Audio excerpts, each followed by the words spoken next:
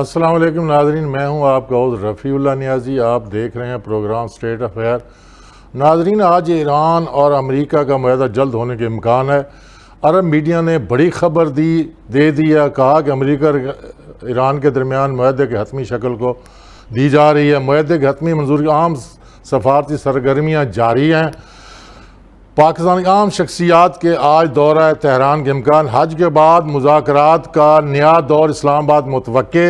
وزیر داخلہ محسن نقوی کا حالیہ دورہ ایران پیغامات کے اتباع سہولت اور فریقین کے نکات کی وضاحت کے لیے ہے. ایران امریکہ حوالے شکوک کے باوجود مذاکرات کو سنجیدگی اور نیک نیت سے آگے بڑھا رہا ہے. تو پہلی دفعہ جو مجتبیٰ خامنائی صاحب ہیں، جو سپریم لیڈر ہیں، انہوں نے وہ صدر ابراہیم رئیسی کی برسی کے موقع پر ایک سٹیٹمنٹ جاری کی ہے، پیغام جاری کیا ہے اور کہا کہ ایرانی قوم کے ساتھ اتحاد و یکجہتی پر اس کے شکر گزار ہیں. ایرانی اسپیکر باقر کالیباف نے کہا دشمن کی مخفی اعلامی حرکات ظاہر کرتی ہیں کہ جنگ کا نیا دور شروع ہونے والا ہے اور دشمن کی سب سے بڑی غلطی ہے کہ وہ ایرانی قوم کے مزاج کو نہیں سمجھ سکا. ایرانی قوم کسی بھی حالت میں طاقت سر نہیں جھکائے گی. ناظرین، تیسرا یہ کہ کابینہ کی اقتصادی رابطہ کمیٹی کے ارکان بڑھ گئے، ان میں اضافہ کر دیا گیا. اس میں جو ہے خالد مقبول صدیقی صاحب کو ECC میں شامل کیا گیا ہے. یہ ہمارے 3 ٹاپک ہیں، ہم ان پہ بات کریں گے. پہلے میں آپ کو اپنے مہمانوں کا تعارف کراتا چلوں. مجھے اسٹوڈیو میں جوائن کیا ہے جناب اقبال شاہی صاحب. آپ اینکر بھی ہیں، سینئر اینالسٹ بھی ہیں، اور میرے ساتھ دوسرے جو ہمارے مہمان ہیں وہ کرنل سیف صاحب ہیں. یہ دفاعی تجزیہ کار بھی ہیں اور سینئر تجزیہ کار بھی ہیں. اور مجھے ٹیلی فون لائن پر جوائن کیا ہے جناب نذیر حسین صاحب. آپ سابق سفیر بھی ہیں اور انٹرنیشنل امور پہ آپ کا گہرا مطالعہ ہے. تو میں سب سے پہلے کرنل سیف صاحب کی طرف جاؤں گا. کرنل سیف صاحب، یہ جو عرب نیوز خبر ہے اس میں کہاں تک صداقت ہے اور کیا یہ عید کے بعد واقعی مذاکرات ہو رہے ہیں اور جنگ جو ہے بندی کی طرف ہم جا رہے ہیں؟ بسم اللہ الرحمن الرحیم. دیکھیے جی، جو جنگ کی صورتحال ہے اتنے دنوں کے بعد، وہ تو بڑی واضح ہے. کوئی بھی طاقت اب تک امریکہ اور اسرائیل کا دونوں کا کٹھا آنسلاٹ، جس میں 300 لیٹسٹ ایئر کرافٹ اور ہیویسٹ بمبنگ، کارپٹ بمبنگ، ہر قسم کے میزائل، کوئی چیز انہوں نے چھوڑی تو نہیں طاقت کا. اپنے آرمیڈا، ایئر کرافٹ کیریئر اور پھر ساری کی ساری نیوی جتنی وہ ڈپلائی کر سکتے تھے وہ انہوں نے گلف میں کی. رزلٹ کیا نکلا؟ پہلی دفعہ ملٹری ہسٹری میں ایک چیپٹر ایسا گولڈن ایڈ کر گیا ایران کہ جو سوچ اور سمجھ سے بھی آگے تھا. تمام لوگوں کا خیال تھا کہ جب ملٹری لیڈرشپ ایلیمینیٹ ہوگی، اور اس سے پہلے انہوں نے 4-5 مہینے CIA نے $1 بلین خرچ کر کے تو ادھر کئی شہروں میں پروٹیسٹ پورے زور سے آرگنائز کیے ہوئے تھے. تو لگتا یہ تھا کہ اوپر سے جب ایلیمینیشن ہوگی تو ایک دم رجیم چینج کی خبر آ جائے گی، اور وہی ہوگا کہ برگر کھاتے ہوئے امریکی سولجرز گرفتاریاں کریں گے یا لے جائیں گے یا اغوا کریں گے، ٹرائل کریں گے اور کام ختم ہو جائے گا. یہ من دیکھ چکے تھے ہم لیبیا میں، عراق میں، سیریا میں، باقی ملکوں میں بھی. ایران شاید سیکنڈ آخری دیوار تھی اور ہم آخری تھے، اور اگر دونوں کو جوڑ لیں تو میرا خیال ہے یہ آخری دیوار تھی مسلم ورلڈ میں جو کہ بڑے ہی ڈیکیڈ کی پلاننگ کے بعد گرانے کا عمل تھا. اس کا پری وار جو سیشن ہوا ہمارے ساتھ سندور 1 کا، وہ بھی اسی کا پارٹ اینڈ پارسل تھا. یہ ٹرائنگل کٹھی ہے، انڈیا، اسرائیل، USA، اور یہ پلاننگ بھی ان کی کوئی چند ایک مہینوں کی نہیں، یہ سال کی نہیں، کئی سالوں کی ہے. اللہ کا کرم ہوا کہ ہم نے سندور 1 کو تندور 1 بنا دیا. اللہ نے ہمیں عزت دی، ہمیں فتح دی، اور جو انہوں نے بنیاد بنا کے آگے چلنا تھا وہ بنیاد ہی گر گئی. اس کے بعد جو ایران کے ساتھ ہوا، جو چیپٹر ہم نے قربانیوں کا اور ہیروئک کا اور آپ کی ٹیکنالوجی کا ہم نے استعمال کیا، وہ ایران نے اس سے بھی زیادہ میزائل ٹیکنالوجی ساری کی ساری شہر کے شہر میزائل بنانے والے انڈر گراؤنڈ ہیں، اور اتنے ڈیپ ہیں کہ جو بھی لیٹسٹ ویپن ہے امریکہ اسرائیل کے پاس وہ نہیں پہنچ سکتی. ان کے اٹامک بھی ڈیپتھ میں ہیں اور خاصی ڈیپتھ میں ہے، اور اوپر کنکریٹ کی کئی لہریں ہیں، ایک لہر نہیں ہے، اور ماؤنٹینز کے نیچے ہیں. لہذا ملٹری پوائنٹ آف ویو سے یا عام فہم زبان سے وہ ایکسیسیبل نہیں کسی بھی صورتحال میں. کرنل صاحب مجھے یہاں پہ ایک بڑا سوال ابھی آپ نے کہا ہر قسم کے جیٹ استعمال ہوا ہے اس وار میں، ہر قسم کی ٹیکنالوجی استعمال ہوئی، مگر ایران جو ہے نا وہ چٹان کی طرح اس کا جواب دیتا رہا. میرا سوال آپ سے یہ ہے کہ یہ جنگ جو ہے اسرائیل اور ایران سے سٹارٹ ہوئی، امریکہ بعد میں کود پڑا، اس کے اسباب کیا تھے؟ کیا ریزن تھی کہ اسرائیل نے اس پہ جنگ جی میں عرض کرتا ہوں. جی دیکھیے پچھلی کئی دہائیوں سے، بلکہ ہم تو اپنی 78 ایئرز کی میں بات کروں گا، امریکہ نے ایک اپنی سوچ سمجھ اور ملٹری اسٹریٹجی وضع کی. وہ یہ تھی کہ آپ ملٹری پاور استعمال کرو، دوسرے کو ملیا میٹ کر دو، اس کے بعد اس کے سارے ریسورسز، اور ادھر کرو کہ جدھر نیچرل ریسورسز $1 ٹریلین کے ہیں، وہ $1 ٹریلین کے ایسٹ اٹھا کے آپ اپنے ملک میں لے جاؤ، پھر دوسرے پہ آ جاؤ، پھر تیسرے. انہوں نے کوئی ایک جگہ رکے نہیں ہے. لیاقت علی خان کی ایلیمینیشن کے بعد ہمارے اپنے ملک میں چل ہی رہا ہے، رجیم چینج ہوتے رہے ہیں، یا پھانسی کہہ لیں یا کچھ کہہ لیں یا کیسے بھی اب کہہ لیں یا تب کہہ لیں، کہیں نہ کہیں ہاتھ نظر آ جاتا ہے. مگر بات یہ ہے کہ باقی ملکوں میں ہمیں تو اللہ تعالیٰ نے کھڑا کیا ہوا، اللہ تعالیٰ نے ہمیں حافظ قرآن ایک فیلڈ مارشل ایسا دے دیا ہے کہ جو نہ صرف امن کا دائی پاکستان میں ہے، وہ تو ہمسایوں میں کیا گلوبلی اس کی تو پوزیشن ایکنالج کی جا رہی ہے. اور پھر یہ پرائم منسٹر ہمارے اور ڈپٹی پرائم منسٹر انہوں نے جتنی محنت کی ہے، کبھی کسی ملک کو آپ ہسٹری میں نہیں دیکھیں گے کہ ایک رشیا بیٹھا ہے، ایک ٹرکی بیٹھا ہے، ایک چائنا بیٹھا ہے اور بھاگے جا رہے ہیں اور کیے جا رہے ہیں، روزانہ سفارتکاری کر رہے ہیں. پہلے فیلڈ مارشل گئے تھے، پھر ابھی موسن گئے ہوئے تھے 2-3 دن، وہ بھی لگا کے آئے. پھر ابھی خبر ہے کہ فیلڈ مارشل دوبارہ شاید 1-2 دنوں میں دوبارہ جانے والے ہوں گے. یہ خبر اس وقت ویسٹرن پریس میں آ چکی ہے، ہمارے ہاں تصدیق ابھی نہیں ہوئی، مگر میں سمجھتا ہوں کہ جو چیز ویسٹرن پریس میں آتی ہے وہ ایسے نہیں آ جاتی، وہ ہمارے میڈیا کی طرح نہیں آتی، وہ ویریفائڈ ہی آتی ہے. جی ٹھیک. اچھا میں اقبال شاہ صاحب آپ کی طرف آنے سے پہلے میں ذرا نذیر حسین صاحب سے ٹیک لے لوں. نذیر حسین صاحب، یہ جو پاکستان نے جس انداز سے جس طرح سفارت کاری کی ہے، اسپیشلی یہ ایران امریکہ اور اسرائیل وار میں، یہ جو اوباما 2015 میں جو اس نے 5 پاور طاقتوں ملکوں کو بٹھا کر اس وقت جو joint comprehensive plan of action وہ بنایا تھا، اس سے کہیں یہ زیادہ بہترین انداز نہیں اپنایا گیا پاکستان کے ملٹری جو CDF صاحب ہیں اور حکومت ہیں؟ دیکھیں، اوباما کا جو تھاٹ پروسیس تھا وہ اس سے بہت مختلف تھا جو پریزیڈنٹ ٹرمپ کا ہے. آپ JCPOA کی بات کر رہے ہو. جی.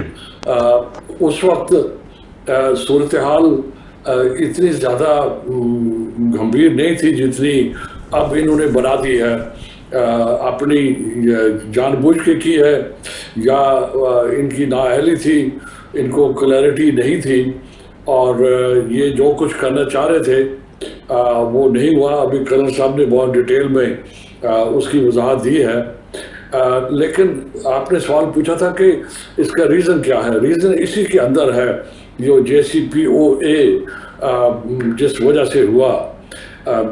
جو اسرائیل ہے وہ اگر کسی چیز سے وہ ڈرتا ہے اور وہ ہے نیوکلیئر ڈیٹرنس سے، اور چونکہ اس کے اپنے پاس نیوکلیئر ڈیٹرنس ہے، کیپیسٹی ہے ان کی، اور ان کو یہ علم ہے کہ اگر کسی اور ملک کے پاس اس کے مقابلے میں نیوکلیئر کیپیبلٹی آئی تو ان کی جو من مانی ہے اور جو ان کا لانگ ٹرم پلان ہے وہ سب کو علم ہے کہ وہ ایک گریٹر اسرائیل بنانا چاہ رہے ہیں، وہ پورا نہیں ہوگا. تو میرے اپنی لیکن میرا ایک یہاں پہ سوال ہے اپنا نذیر حسین صاحب، دیکھیں اگر تو آپ کہتے ہیں نیوکلیر ڈیٹرنس کی بات ہے تو پاکستان تو آلریڈی اٹامک پاور بن چکا ہے انشاءاللہ اللہ کے فضل سے، تو پاکستان پہ حملہ کرنا چاہیے. میں عرض کرتا ہوں پاکستان کو آپ یہ جو بھی کچھ اب ہو رہا ہے اور جو 2015 میں اوباما کے دور میں ہوا، وہ ایران اور اسرائیل، ایران ورسز اسرائیل یا اسرائیل ورسز ایران تھا. پاکستان کا اس سے کوئی ایسا سچ نہ لنک بنتا ہے نہ تعلق بنتا ہے. پاکستان کا نیوکلیر پروگرام جو تھا اور ہے اور رہے گا وہ انڈیا اسپیسیفک ہے، چونکہ ہمیں پچھلے 70-75 سال سے جس انڈین ایگریشن کا سامنا ہے، آپ کے سامنے ایسٹ پاکستان علیحدہ ہوا، آپ کے سامنے کارگل ہوا، اور آپ کے سامنے یہ پہلگام سے پہلے جو کچھ ہوا، سمجھوتا ہوا، ٹھیک، سمجھوتا ایکسپریس والا ہوا، اب جو وہ کچھ کہنا چاہ رہے ہیں وہ بھی سننے کے قابل ہے. اب انہوں نے ایران کے کانٹیکس میں دونوں کو لنک کرتا ہوں. ایران کے کانٹیکس میں انڈین ڈیفنس منسٹر نے کہا، اسے پوچھا گیا کہ مودی ایران کیوں نہیں گئے، اس کا جواب یہ تھا کہ ہم ان ملکوں میں نہیں جاتے جو ملک ختم ہونے جا رہے ہیں، چونکہ ایران کو اسرائیل اور امریکہ ختم کر دیں گے. ہم ان ملکوں میں جاتے ہیں جن ملکوں نے قائم رہنا ہے. اور وہ انہوں نے، آپ کو یاد ہے جنگ سے 2 دن پہلے وہ اسرائیل گئے تھے. لیکن سارے میرا سوال آ گیا ہے، انڈیا اور ایران کے درمیان ایک ڈیفنس ایگریمنٹ موجود ہے، ہاؤ کین اٹ پاسبل کہ وہ اس کا جو منسٹر ہے وہ اس کی اسٹیٹمنٹ دے رہا ہے؟ سفارتی لحاظ سے اس کا کیا کنسیکوینسز ہو سکتے ہیں؟ دیکھیں بڑی سمپل سی بات ہے. اب یہ لمحہ فکریہ ایران کے لیے ہے، اور یہ لمحہ فکریہ ایک لحاظ سے ہمارے اور آپ کے لیے بھی ہے. پاکستان جس طرح انوالو ہو چکا ہے میڈیشن کے اندر، پہلے انٹرمیڈیری تھا، اب فل فلیج میڈیشن میں شامل ہو چکا ہے. تو ہم نے اپنا وقت بھی دے رہے ہیں، انرجی بھی صرف کر رہے ہیں، اور ہم نے اپنا ریپوٹیشن بھی اسٹیک پہ لگایا ہے. تو اب یہ جو لمحہ ہے یہ بہت اہم ہے. ہم سب دعا گو ہیں کہ یہ جو پروسیس شروع ہوا ہے یہ مکمل ہو جائے اور ایک ایگریمنٹ ہو جائے امریکہ اور ایران کے درمیان نو وار کا. اب ڈیپینڈ کرتا ہے کہ یہ سیز فائر لمبا ہوتا ہے یا نو وار پیکٹ ہوتا ہے. یہ ہم اور آپ کسی کو علم نہیں ہے کہ کیا ہوگا، لیکن جو چیزیں سامنے آئی ہیں اس سے تو یہ نہیں لگ رہا کہ یہ نو وار پیکٹ ہے. یہ جنگ ختم کرنے کا ضرور ہے، اس میں تو کوئی شک نہیں ہے، لیکن جو باقی مسائل اپنی جگہ پر ہیں، جس کا میں نے اشارہ کیا کہ انڈین ڈیفنس منسٹر نے جو کچھ کہا ہے وہ بہت تشویشناک ہے. اور پاکستان انشاءاللہ ہمارا نیوکلیر پروگرام، ہمارا اور جو ڈیفنس بلڈ اپ ہے وہ انڈیا اسپیسیفک ہے. بالکل. اقبال شاہد صاحب، جس طرح نذیر حسین صاحب اور کرنل صاحب صاحب نے فرمایا ہے، میرا آپ سے ایک ڈیفرنٹ سوال ہے کہ یہ اسٹیٹ آف مائنڈ جو ڈونلڈ ٹرمپ کی ہے وہ کیا بتانا چاہتا ہے کہ 2-3 دن پہلے ان کی اسٹیٹمنٹ تھی کہ میں 3 دن دے رہا ہوں، ایران کے پاس جمعہ ہفتہ اتوار کا دن ہے، محدود وقت ہے، ٹائم از ٹکنگ. اور کل رات کو میں دیکھ رہا ہوں اس کا بیان آ گیا کہ مجھے کوئی جلدی نہیں ہے. یہ کیا، کس قسم کا یہ پریزیڈنٹ ہے، اور اس کو کس طرح آپ دیکھ رہے ہیں؟ کیا یہ معاہدہ جو ہے نا بیل منڈے چڑھ جائے گی؟ کرنل صاحب نے بھی ماشاءاللہ ظاہر ڈیفینس اینالسٹ بھی ہیں اور فوج کے مذاہب کو جانتے ہیں، اور لکیلی نذیر حسین صاحب بھی ایمبیسڈر ہیں، تو دنیا کی ڈپلومیسی کو اور فارن پالیسیوں کو کافی جانتے ہیں. بالکل درست کہا ہے. اس جنگ نے جہاں آپ کہتے ہیں کہ ٹرمپ کا جو بیانات ہیں ان پر اکثر ہم فوکس کرتے رہتے ہیں، دیکھیں وہ امریکہ کی عظیم قوم کا منتخب نمائندہ ہے. بے شک وہ بدقسمتی سے، چلو ایسے کہہ دیں، وجہ یہ ہے کہ ہی ہیز دا رائٹ کہ انہیں دنیا میں جو بھی معاہدے کرنے ہوتے ہیں وہ دوسرے ایسے ملکوں کی طرح نہیں ہے کہ جہاں مثلا اس کے ادروائز کو سسٹم موجود ہے. وہ منتخب تھا، اس نے کامیابیاں بھی حاصل کی ہیں. آپ نے دیکھا کہ ہاں اب ہم دیکھتے ہیں کہ اس میں فریق جنگ میں کون کون سے تھے، کون جیتا کون ہارا، کون درمیان میں. ایک ہے امریکہ. امریکہ نے آپ نے دیکھا کہ انہوں نے کامیابی حاصل کی، انہیں آتے ہی مختلف ملکوں پر سینکشن لگائیں، مختلف ملکوں پر ٹیرف لگایا، اور پھر یہ ہے کہ وہ کریڈٹ دیتے رہے کہ میں نے 8 جنگیں رکھوائی ہیں، اور وینزویلا کا جو 12 کروڑ یعنی بیرل تیل ہے وہ لے گیا۔ اس جنگ میں روزانہ کے بیانات جہاں آپ دیکھتے ہیں تو یہ مارکیٹ کے لحاظ سے اس کو اسٹاک ایکسچینج اپ لفٹ کہتے ہیں۔